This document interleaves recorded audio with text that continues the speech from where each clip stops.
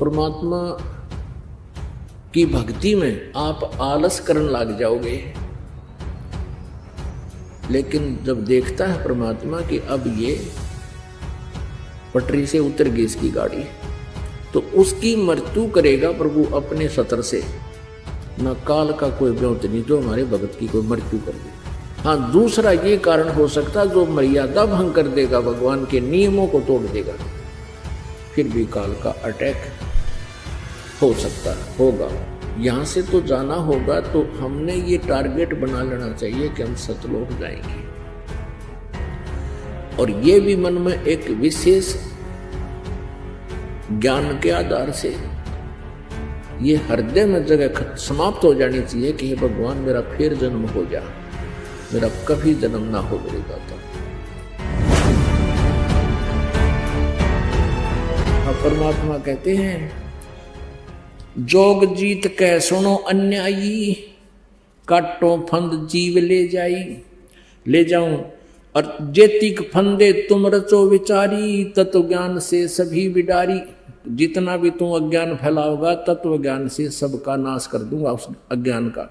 जौन जीव हम शब्द दृढ़ावे, फंद तुम्हारा सकल मुक्तावे।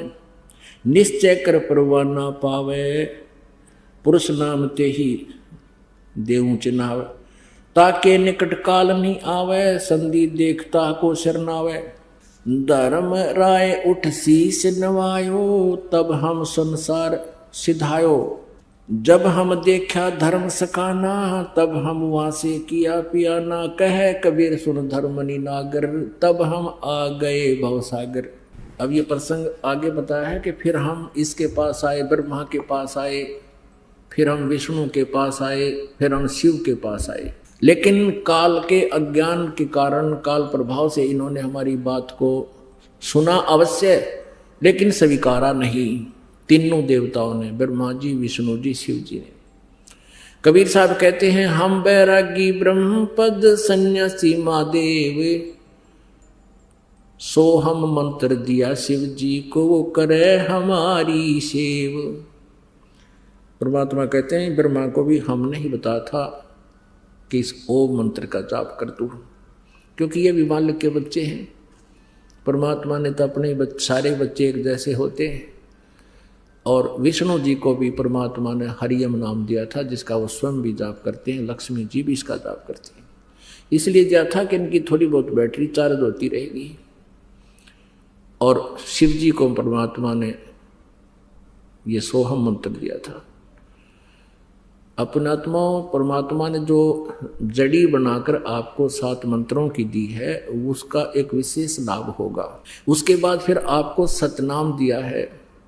सतनाम जिसको मिल जाएगा, उसके बाद फिर जब आप सारनाम के योग्य हो जाओगे, सारनाम दिया जाएगा। फिर आपके मोक्ष में संशय नहीं रहेगी, लेकिन रहना पड़ेगा मर्यादा में अंतिम श्वास तक। यदि आप जी ने ये नाम तीनों प्राप्त भी कर लिए और गुरु जी से, परमात्मा से दूर हो गए, इससे निकल गए, तो फिर काल के जाल में रह जाओगे। मोक्ष नहीं हो सकता फिर आपका। हाँ, दुर्गति और बढ़ जाएगी। जैसे ऊपर ब्रह्मलोक में चले जाओगे, क्योंकि कमाई बहुत हो जाएगी, देवता तुम्हें में से बनाएगा। और अपनात्माओं, जैसे अब जितने पुण्यात्मा इस मंत्र का विधिवत साधना करेंगे, इस मर्यादा में रहकर दास से उपदेश लेकर, ये करोड़ों की संख्या में होगी। और इन्हीं में से फिर जो पार तो होंगे वो तो करना है क्या है, और जो रह जाएंगे उनको फिर इसी काल के कोलू में डाल देगा। पहले स्वर्ग में, महास्वर्ग में, स्वर्ग में, ब्रह्मलोक में, महास्वर्ग में, स्वर्ग में। फिर जैसे प्रथम मंत्र का जाप आप करते हो, फिर कुछ दिन ब्रह्मा जी के लोक में प्रथम मंत्र की कमाई नाश करवाएगा तुम्हारी। और फिर विष्णु जी के लोक में जो आप 7 मंत्र में से विष्णु जी का जाप करते हो, उसकी कमाई विष्णु जी के लोक में गण बना देगा, देवता बना देगा, आपकी पूंजी नाश करवाएगा। फिर शिव जी का जो जाप आप करते हो 7 मंत्रों में, प्रथम मंत्र में जो एक नाम है, उसकी कमाई शिवलोक के अंदर आपकी बर्बाद करवा देगा। उसके बाद सतनाम में जो प्रथम मंत्र ओम है, उसकी ब्रह्मलोक के अंदर वहाँ देवता बना देगा। वहाँ नकली सतलोक, अलखलोक, अगमलोक, अनामी लोक भी बना रखे हैं इसने, और वहाँ ओम नाम के मंत्र की कमाई वहाँ नाश करवा देगा। और फिर आपका रहा वो सतनाम में दूसरा मंत्र, उसकी कमाई से फिर आपको पुनर्जन्म प्रारंभ होंगे मनुष्य के। सतयुग में आओगे तुम, वो बैटरी चार्ज तो होगी इस समय की, और वह समाधिष्ट होने लग जाओगे, सब ठाठ होंगे, क्योंकि उसमें ऐसा ही प्रावधान होगा। अच्छी आत्माओं के कारण परमात्मा के आदेश से काल यहाँ बहुत अच्छी व्यवस्था कर देता है। बहुत बढ़िया फलदार वृक्ष होंगे, लाखों वर्ष की आयु होगी, और फिर भगवान की जरूरत है कोई ना। लेकिन पिछले संस्कार से आत्मा जरूर मालिक को चाहेगी, डले डुआ होगा आपसे, हैं समाधि डुआ देगा। जैसे ब्रह्मा को कहा था तप करो तप करो, ब्रह्मा तप करने पर डले डोन पर ला दिया। अब ब्रह्मा जी से ही लेकर ज्ञान सभी ऋषि लागे, ये डले डोन समाधि स्टोन लागे। फिर अंदर समाधि, समाधि क्या है कि अंदर टेलीविजन टाइप है ये शरीर। इस जो सा भी कमल चैनल आपका ऑन हो गया, उसमें हो रहे कार्यक्रम आप देखते रहोगे और जीवन व्यर्थ कर जाओगे। This is meditation.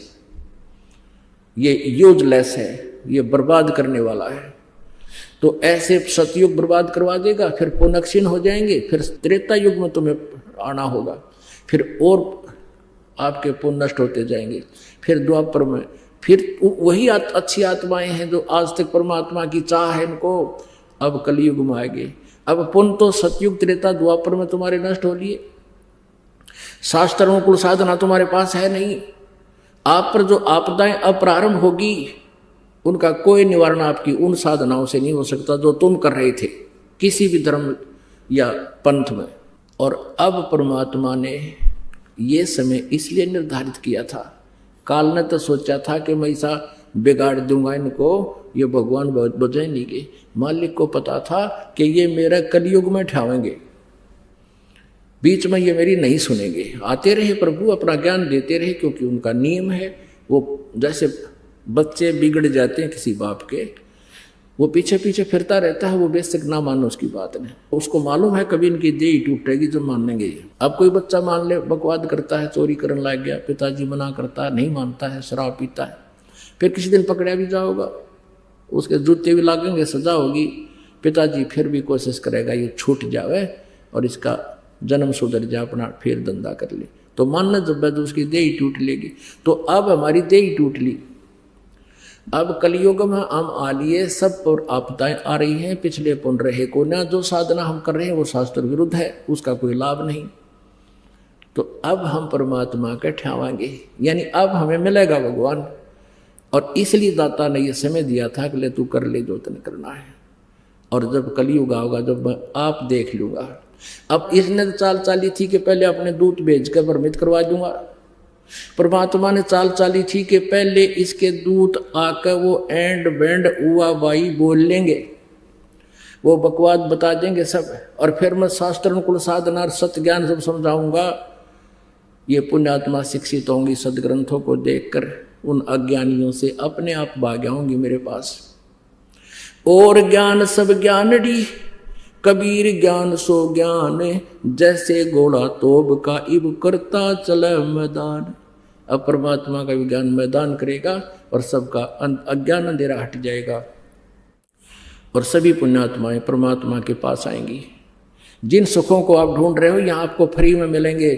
आपकी आपदाएं टलेंगी, आपके प्रारब्ध के पाप नाश होकर के आपके पुण्य प्रफलित होंगे और आपको भगवान मिलेगा। बोलो सतगुरुदेव। बंदी छोड़ कबीर परमेश्वर जी की असीम कृपा से आप जी सत्संग में पहुंच पाए हो। पुण्यात्मा है वो जिनको ये तत्व ज्ञान सुनने को मिल रहा है।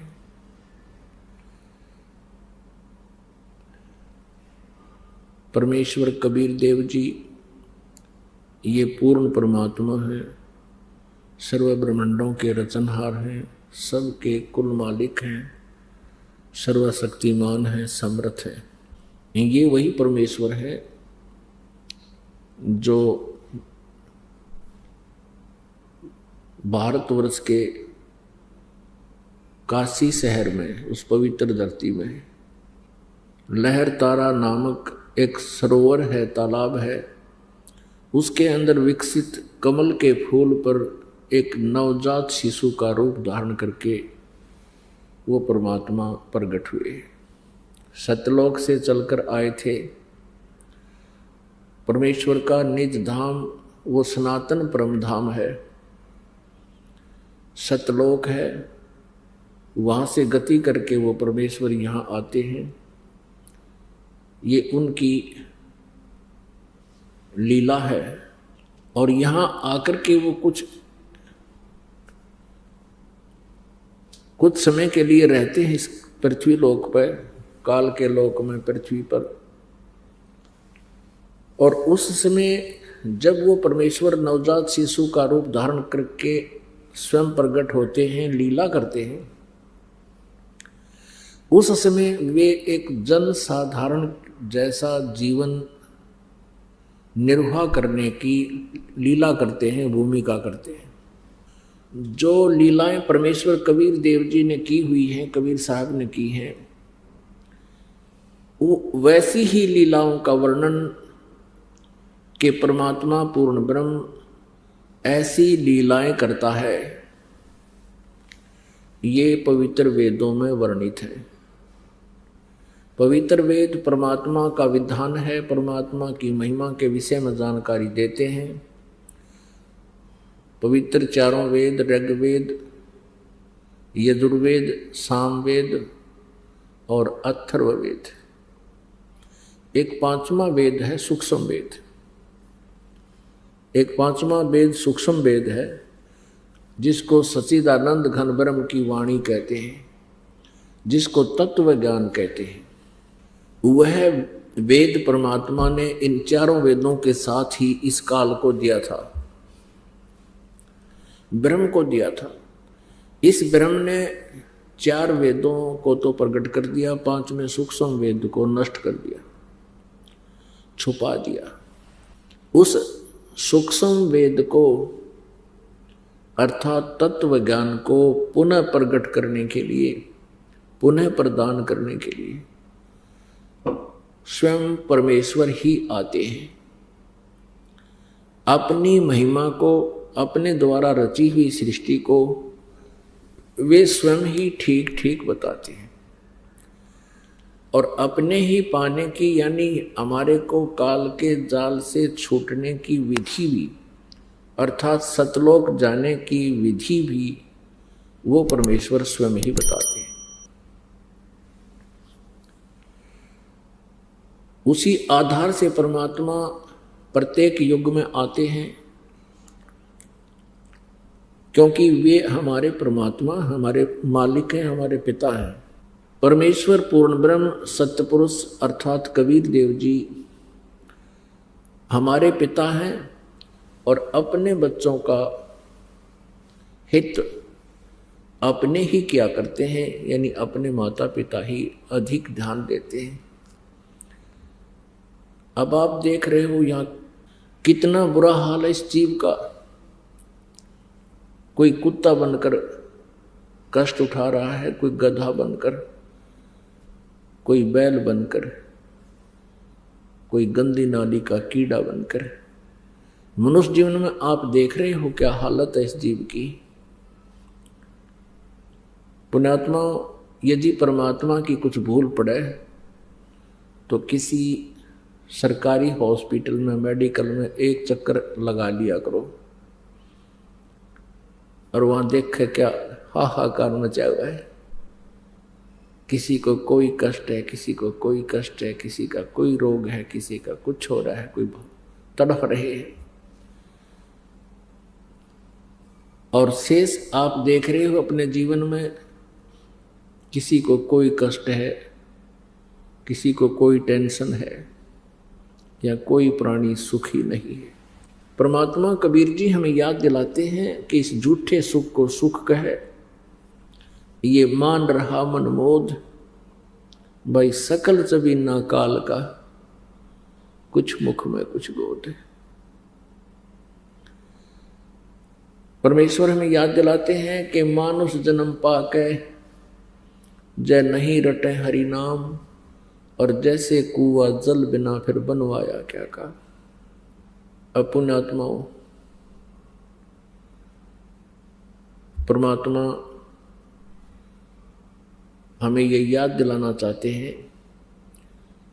कि तुम जिस लोक में रह रहे हो ये तुम्हारा अपना स्थान नहीं है, और जिसको तुम अपना भगवान मान रहे हो, स्वामी मानते हो काल को, ये तुम्हारा स्वामी नहीं है, ये तुम्हारा हमदर्द नहीं है, ये तुम्हारा शत्रु है, और तुम इस शत्रु को मित्र मान रहे हो।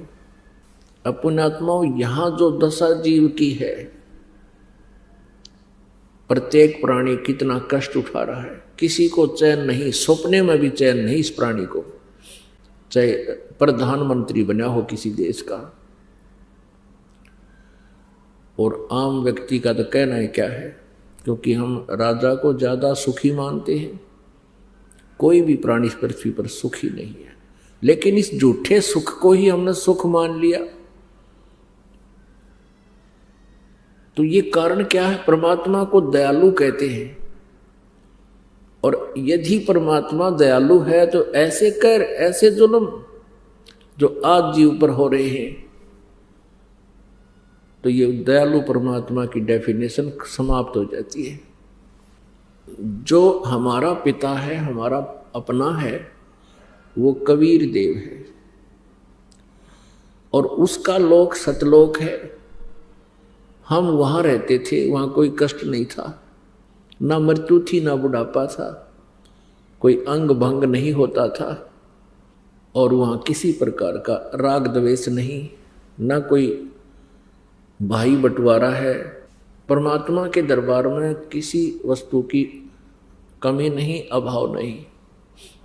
सदाबहार वृक्ष हैं, सदाबहार पेड़ पौधे हैं, वहाँ का सब अमृत आहार है, वहाँ का जल भी अमृत है।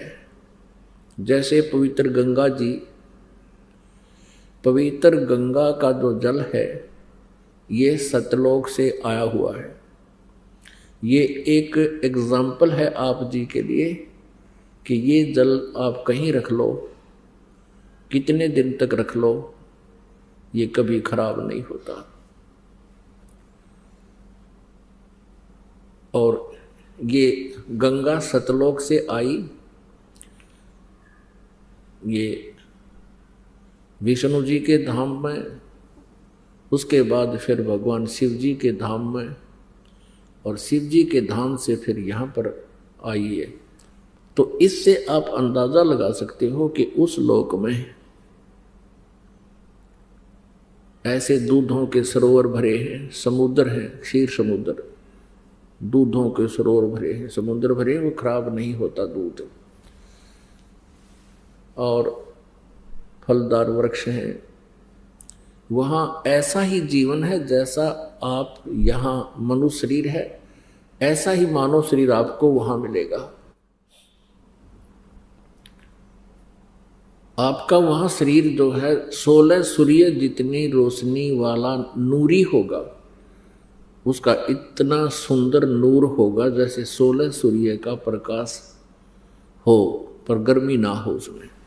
और परमात्मा पूर्ण ब्रह्म का वहाँ भी मनुष्य जैसा ही शरीर है, पर उसकी उनका तेज बहुत अधिक है। एक रोमकूप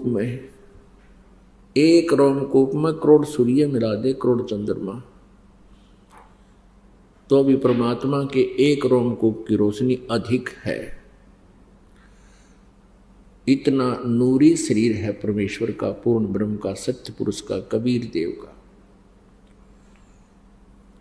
तो पुण्यात्मा, हमने यहां से तो मरना पड़ेगा, ये तो कोई माने या ना माने, यहां से मृत्यु अवश्य होगी।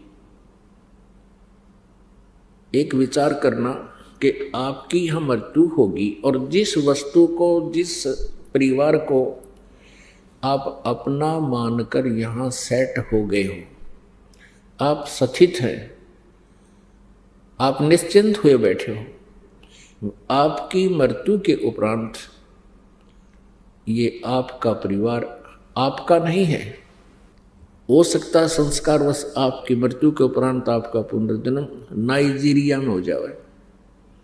एक देश है नाइजीरिया, जहाँ काले काले से और उसे दूसरी टाइप का आहार, वहाँ बोली भी और तरह की, क्योंकि हमारे संस्कार रले मिले हैं। जब सतयुग प्रारंभ होता है उस समय कोई मजहब धर्म नहीं होता। अभी भी द्वापर तक भी कोई अलग धर्म नहीं थे।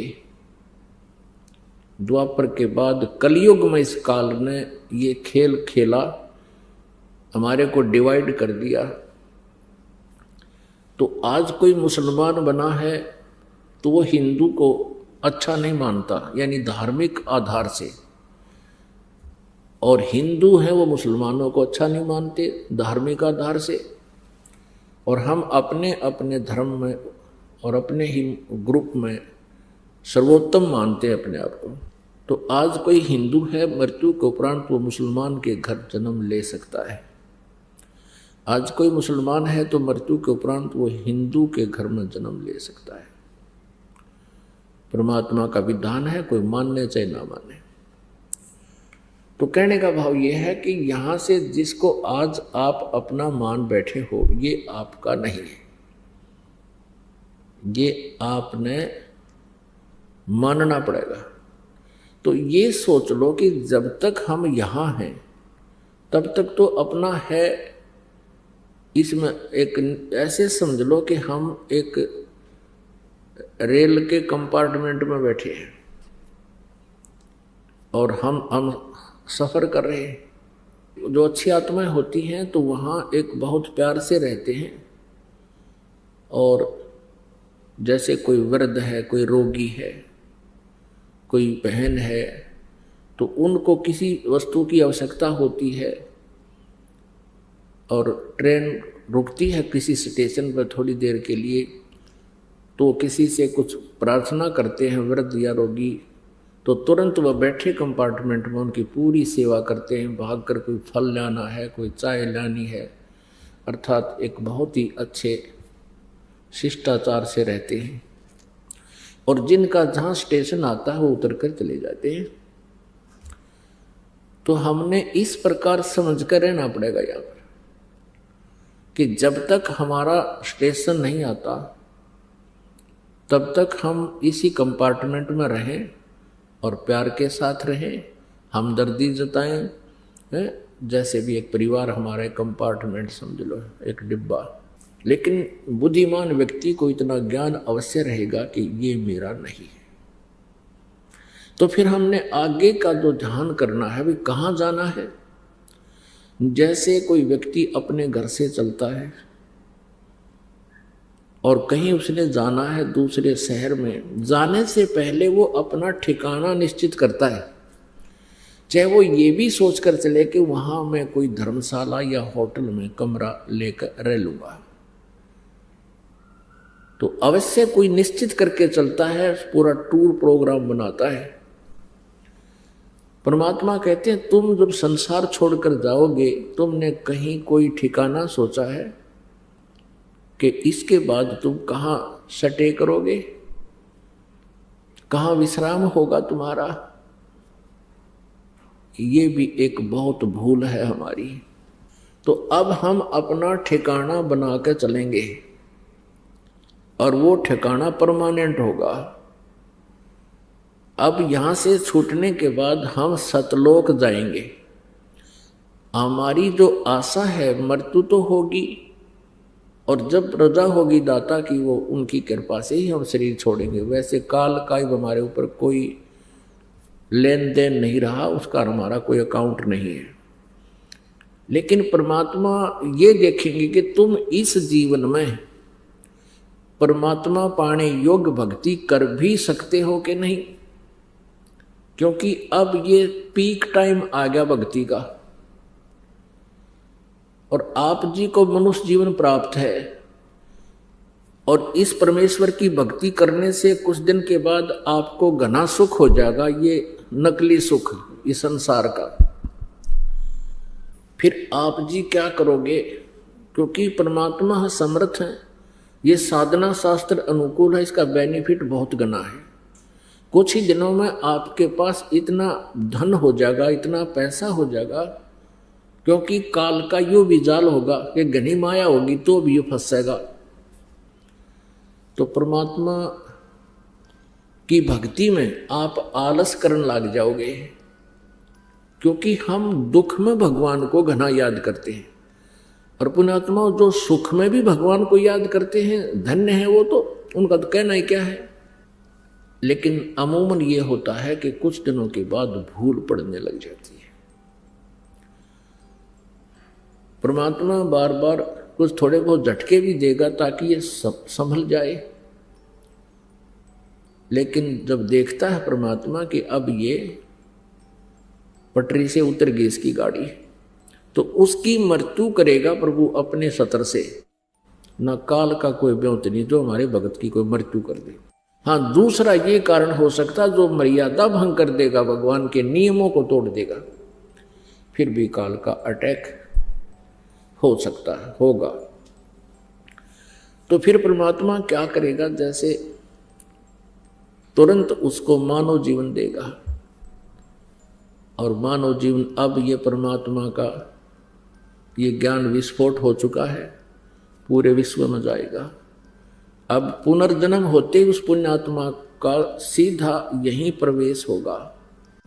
हम देखते हैं छोटे छोटे नवजात बच्चे, कोई तनु का जी 11 दिन का है लड़की, आज सीधे यहीं लेकर आए हैं। अब वो प्यारी आत्मा बेटी कितनी पुण्यकर्मी है, उसकी आंखें भगवान के दरबार में खुली और सच्चे ज्ञान में खुली। नहीं तो बुढ़िया कर ना जाने कहाँ लिए धक्के खुआओ उसमें, जरा कुत्ते मुत्ते वह माथा टेकवाओ उस पुण्यात्मा का। तो ये एक शुभ संस्कार, और अच्छे प्राणी को मालिक अपने हिसाब से उसको जन्म और मृत्यु करेगा। अब तो प्रसंग चल रहा है कि हम यहाँ से तो जाना होगा, तो हमने ये टारगेट बना लेना चाहिए कि हम सतलोक जाएंगे,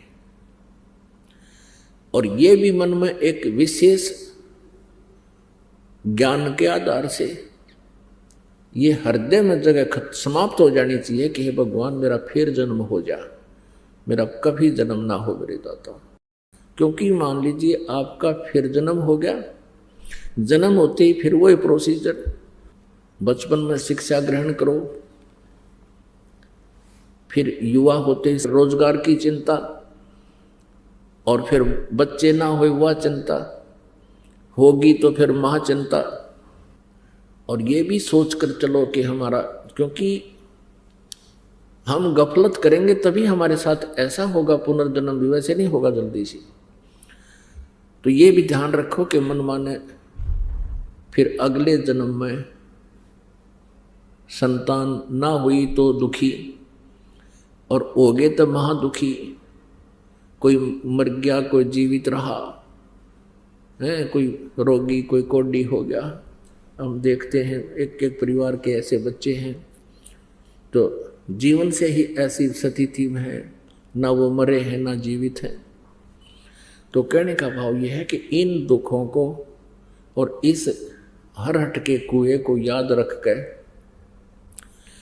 इस जन्म और मृत्यु से आपको हृदय से नफरत हो जानी चाहिए।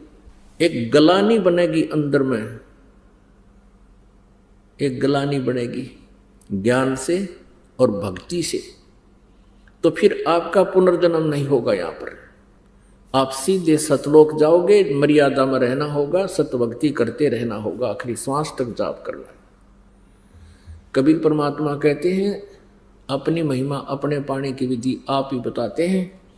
साईं यूं मत जानियो प्रीत घटे मम चत, मरूं तो तुम सुमृत मरूं और जीवित सुमरूं नित। आप कहते हैं भगवान की भक्ति को, परमात्मा के अंदर आस्था या नकली सी मत लाइयो, एक मजाक मत समझना। कहते साईं यूं मत जानियो प्रीत घटे मम चत, मरूं तो तुम सुमृत मरूं और जीवित सुमरूं नित। तो पुण्यात्मा परमात्मा का पाना सबसे आसान है। परमात्मा का पाना जितना आसान है, इस पृथ्वी पर कुछ भी काम इतना आसान नहीं है। सतलोक में जाना जितना आसान है, बहुत इजी है, लेकिन जो कठिन है वो ये है कि ये विश्वास होना जो ज्ञान दास आपको बता रहा है, ये कठिन है। जिस दिन आपके ये विश्वास हो जाएगा कि सचमुच ऐसा ही है, आपका मोक्ष निश्चित है। और ऐसे वैसे कहने से नहीं, आपको एक पॉइंट पर 6 प्रमाण दिए जाएंगे कि परमात्मा कहाँ है, कौन है, कैसा है और कहाँ प्रमाण है, और वहाँ गए प्राणियों की क्या स्थिति है। अब जैसे हम देखा करते थे कि एक ऋषि ने 1000 वर्ष तक तप किया, एक ऋषि ने 10,000 वर्ष तक तप किया, और फिर क्या देखते हैं, बस हम तो इतना ही देखते हैं, बड़े महर्षि थे और उन 1000 वर्ष तक तप किया, साधना की।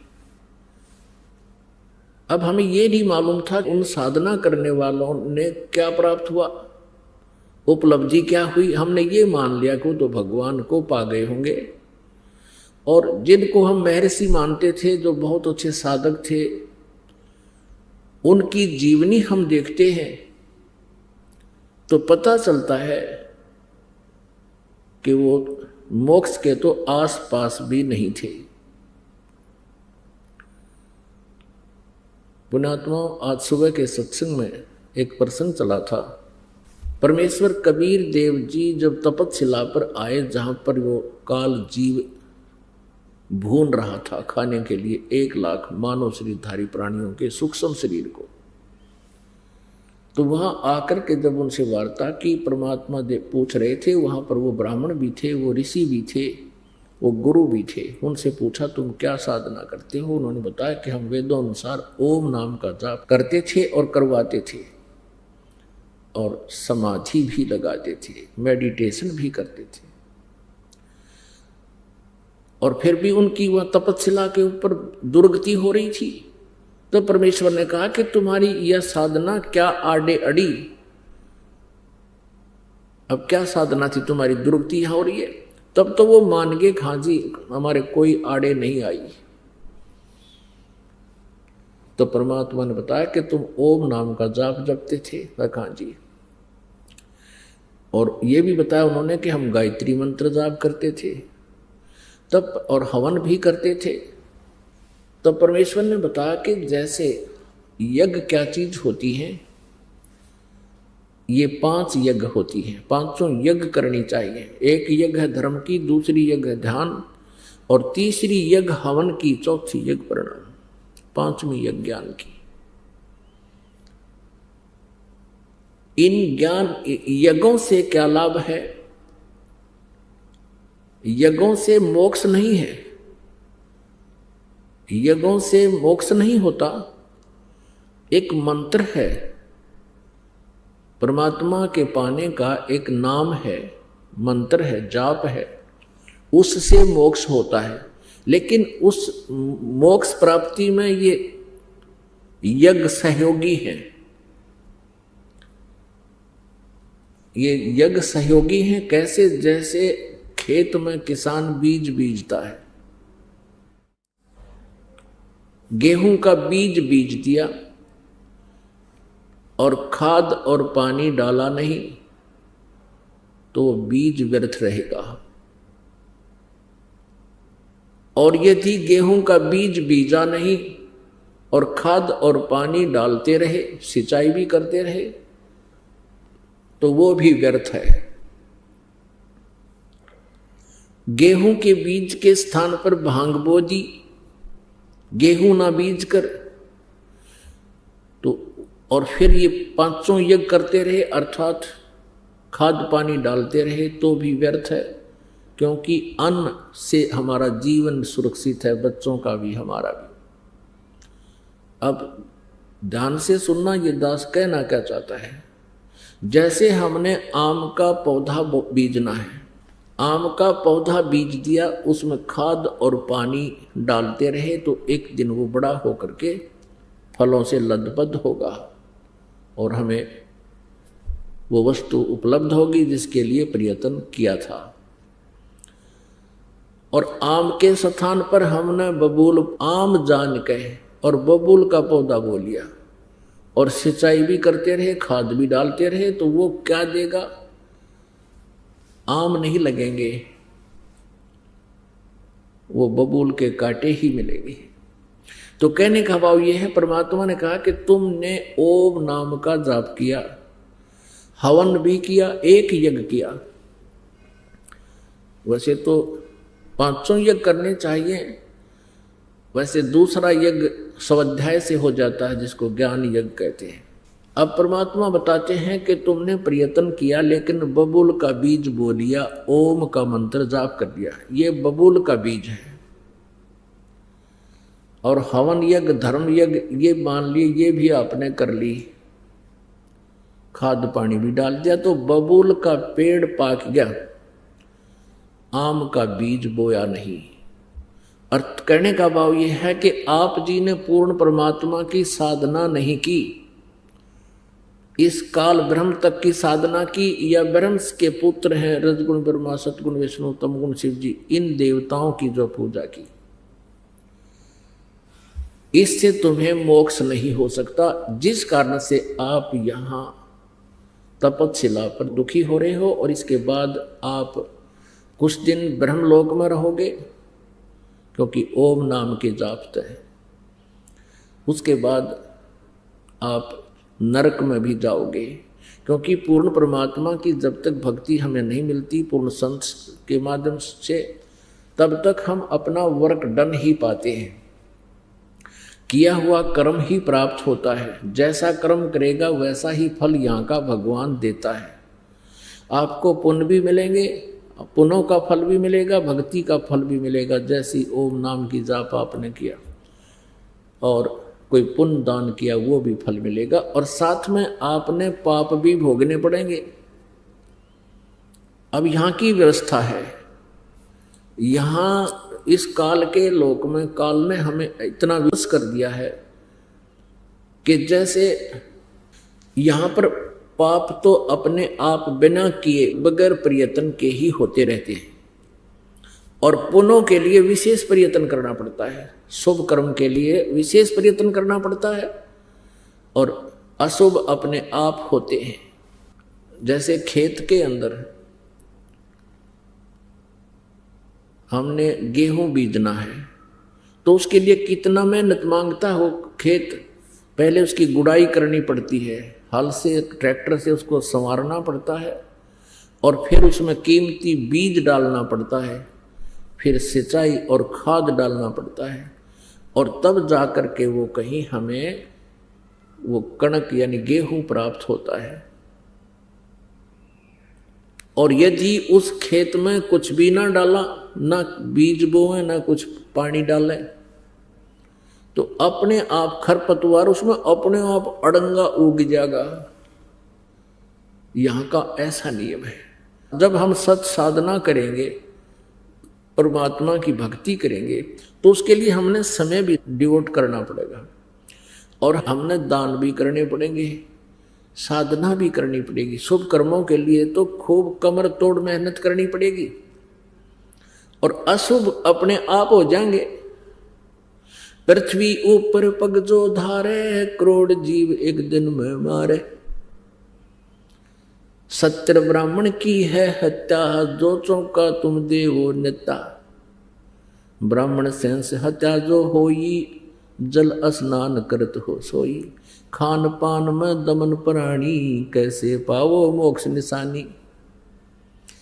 अब परमात्मा कबीर जी ने अपनी प्यारी आत्मा धर्मदास जी को, जो शास्त्र विधि त्याग का मनमानी साधना मनमाना आचरण करते हुए फिर रहे थे, तीर्थों पर जा रहे थे, राम और कृष्ण शंकर भगवान की पूजा करते थे, उसको परमेश्वर ने बताया था कि धर्मदास जी आप यहाँ तीर्थ पर आए हो मथुरा में, बांधवगढ़ से चलकर, मध्य प्रदेश में बांधवगढ़ है, और उत्तर प्रदेश में ये मथुरा है।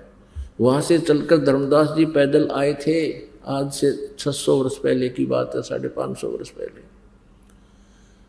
तो धर्मदास जी कह रहा था कि हम जीव हिंसा नहीं करते, क्योंकि कबीर परमेश्वर जी वहाँ उस समय एक मुसलमान फकीर के रूप में विराजमान थे और प्रश्नोत्तरी चल रही थी।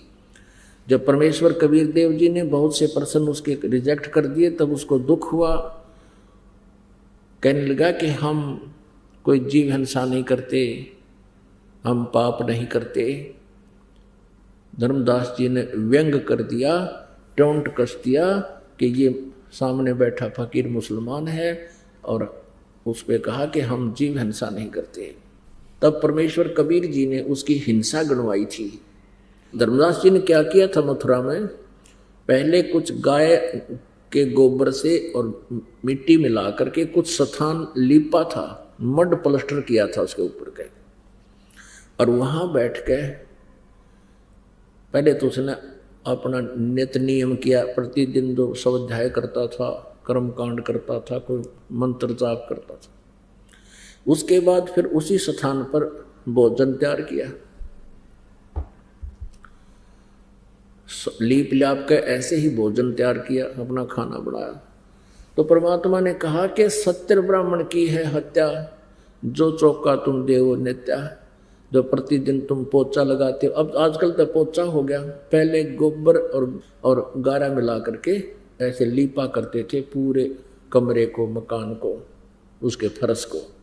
और कहते हैं जो तूने लकड़ियां जलाई उसमें जीव मरे, तूने जो ये लीपा इसमें जीव हिंसा हुई। और जिस मथुरा के तालाब में धर्मदास जी तूने स्नान किया, और धर्मदास के पास एक उसी सरोवर से उस तीर्थ का जल लोटे में रखा था, उस लोटे वाले जल में जीव तिलमिला रहे थे, ऐसे घूम रहे थे। तो परमेश्वर ने कहा कि देख इस तेरे लोटे में, सरोवर वाले जल में, जिसमें तू नहाकर मोक्ष चाहता है, स्नान करके मुक्ति समझ रहा है बोले आदमी, इसमें कितने जीव हैं, और तूने इस जोड़ में प्रवेश करके इस मथुरा के तालाब में और स्नान किया, ऐसे मसल मसल कर ना जाने कितने जीव तूने रगड़ रगड़ कर मार दिए।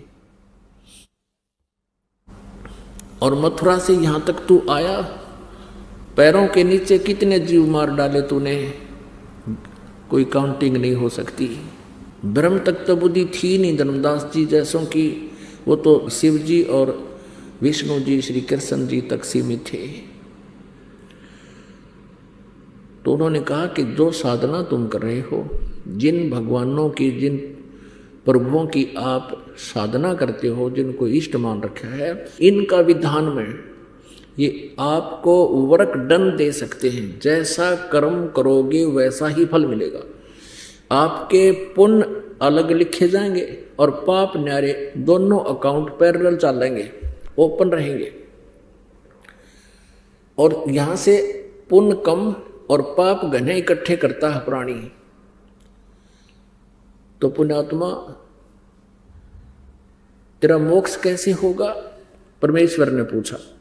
पाप नष्ट होने के बाद ही मोक्ष होता है। और आप जी की साधना, आपके भगवान केवल जैसा कर्म करोगे वैसा ही फल देगा, तो तेरा मोक्ष कैसे होगा? तुम कौन राम का जपते जापम, तात कटे न ये तीनों तापम।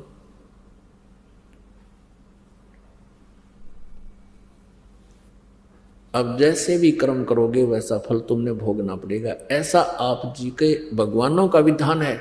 लेकिन पूर्ण परमात्मा परम अक्षर ब्रह्म कबीर देव जी की एक परम शक्ति है, उनके पास एक वीटो पावर है, वो सुप्रीम परमात्मा है, परमेश्वर है।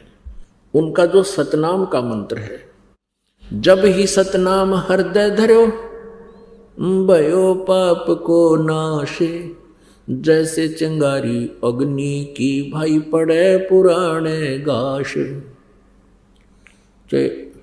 1000 टन सूखा घास पड़ा हो कहीं पर, और उसमें एक माचिस की सीख जला के प्रज्वलित करके उसमें लगा दे, पूरे उस सूखे घास को फूक के राख बना देगी और आवेगी तेज आंधी, उसने कीते की कीते पटक देगी ठाक है, यानी कति क्लियर फील्ड हो गया। पुण्यात्मा, ऐसे हम मोक्ष प्राप्त करेंगे। तो जैसे साधना हम करते थे पहले सत साधना के अतिरिक्त, तो उसमें हमें दोनों ही पुण्य और पाप दोनों भोगने पड़ते थे। और अब जो साधना हम करेंगे इसमें हमारे पुण्य बचे रहेंगे, पाप नाश हो जाएंगे। जैसे अब एक औषधि चल गई है, फसल में डाल देते हैं, वो घास को खरपतवार को जला देती है, नष्ट कर देती है, फसल को हानि नहीं करती, फसल सुरक्षित रह जाती। ये जो साल्ट था, औषधि थी, ये पहले भी थी लेकिन इसकी खोज नहीं कर सके थे, अब उसकी खोज होगी। इसी प्रकार ये सतनाम पहले भी हमारे सदग्रंथों में कोड वर्डों में था।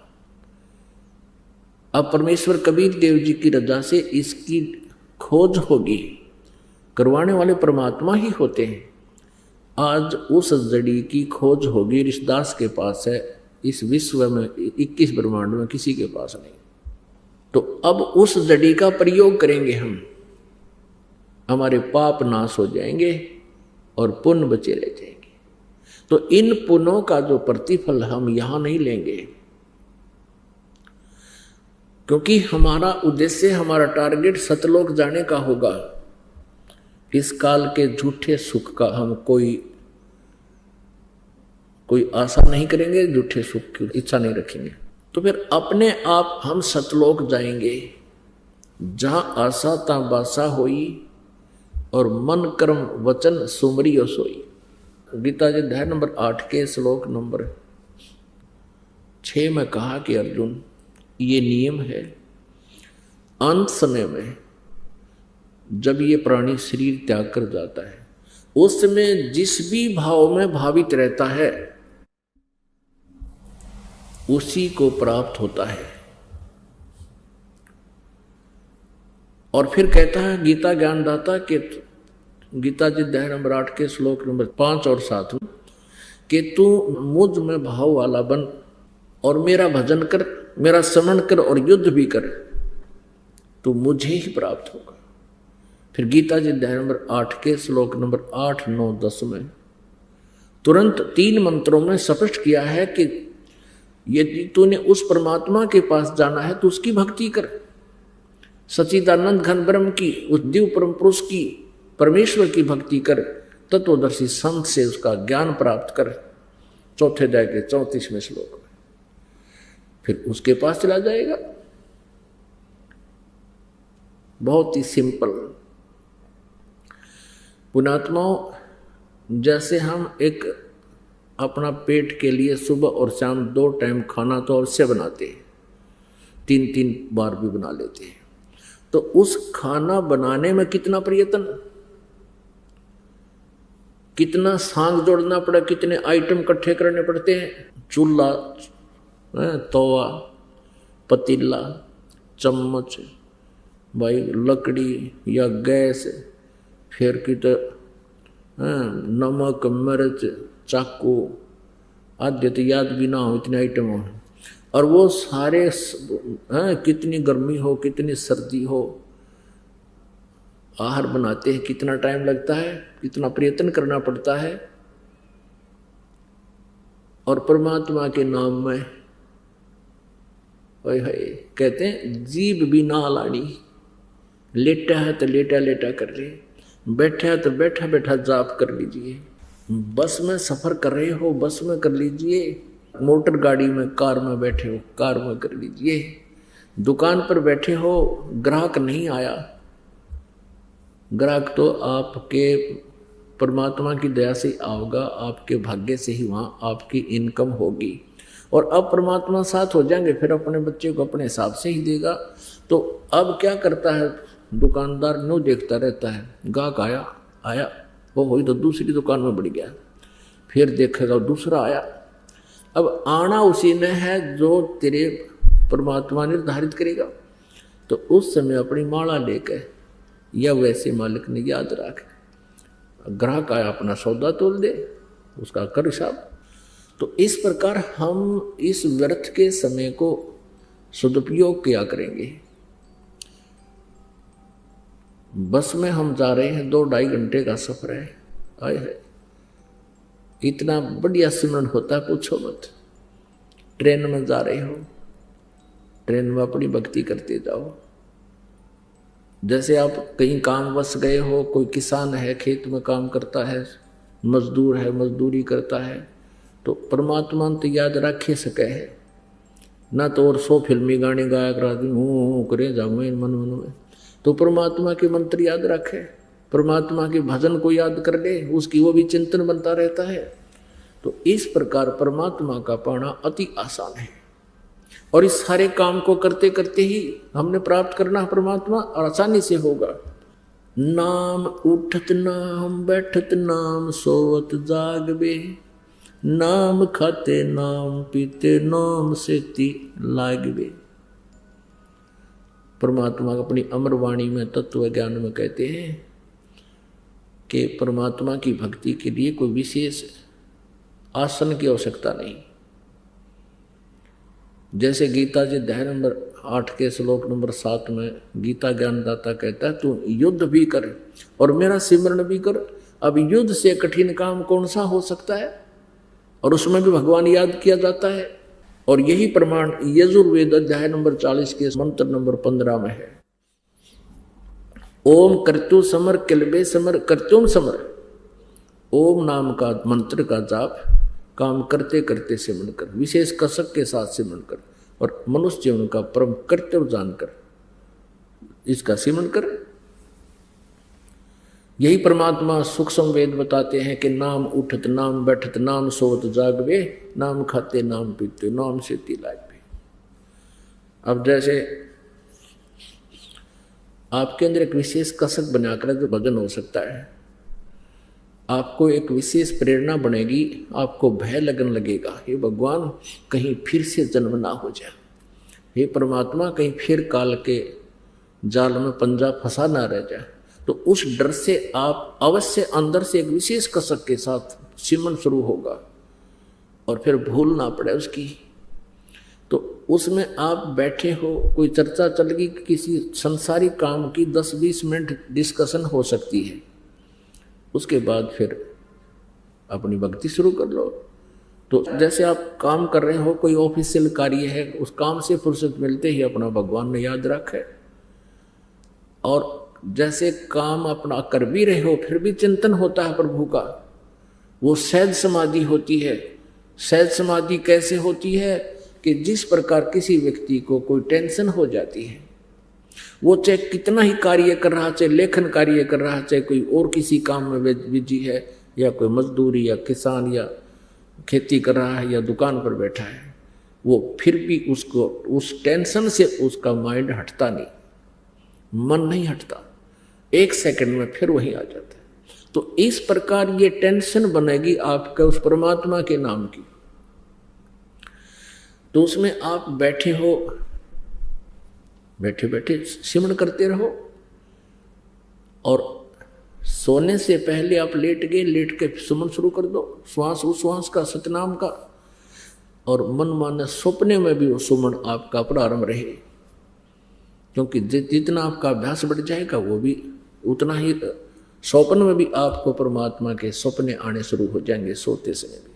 तो इस प्रकार हम परमात्मा को पाएंगे।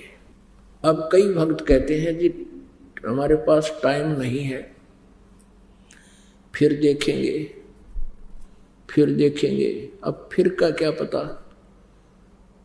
अगले श्वास का पता नहीं ये आएगा कि नहीं आएगा, और हम फिर पर छोड़ रहे हैं। परमात्मा कहते हैं काल करे सो आज करो, आज करे सो अब, और पल में प्रलय हो जाएगी, फिर करांगे कब।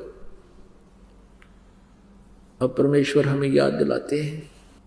अब कोई ये सोचता है कि मेरे पास तो बहुत बिजी लाइफ है, इसमें भक्ति होगी कैसे। भाई कितनी बिजी लाइफ हो, और कल मृत्यु हो जाती है, वो कहाँ जाएगा आपका वो बिजी लाइफ?